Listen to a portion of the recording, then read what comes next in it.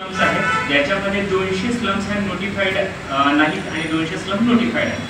पण आजही स्लमची व्यवस्था अशी आहे की ज्याच्यामध्ये शिक्षण, पुन्हा आरोग्याचे प्रश्न आहेत, क्रीडेचे प्रश्न आहेत, त्यांना प्लॅटफॉर्म मिळत नाही. म्हणून या स्लम महोत्सवाच्या माध्यमातून त्यांना प्लॅटफॉर्म देणं हे सेवा सर्वदाचं एक प्राथमिक कर्तव्य म्हणून मागील 19 वर्षापासून सातत्यानं हा उपक्रम सुरू आहे.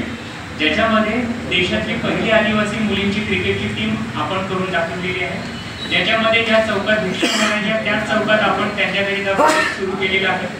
त्याच अशा स्लम्समध्ये आपण वाचनालय सुरू केलेलं आहे आणि अशा पद्धतीनं फुटबॉल किंवा अनेक अशा खेळाच्या माध्यमातून त्यांना व्यसनापासून दूर करण्याचा या सेवा सर्वादाचा उद्देश आहे आणि मागील 19 वर्षापासून सातत्यानं उपक्रम सुरू आहे. स्लम महोत्सव घेण्यामागचा हा देशातला पहिला असा उत्सव आहे की जो झोपडपट्ट्यांना घेऊन त्यांना प्लॅटफॉर्म देण्याचं काम करण्याचं हे प्रमुख हेतू आहे आमचा.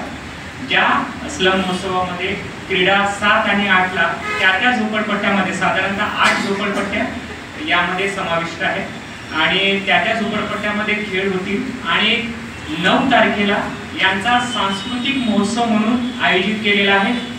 तो सिद्धेश्वर गोंडवस्तीमध्ये हा महोत्सव आयोजित केलेला आहे आणि या महोत्सवामध्ये राज्याचे मुख्यमंत्री माननीय देवेंद्रजी फडणवीस आणि केंद्रीय मंत्री गडकरी साहेब प्रामुख्याने उपस्थित राहतील.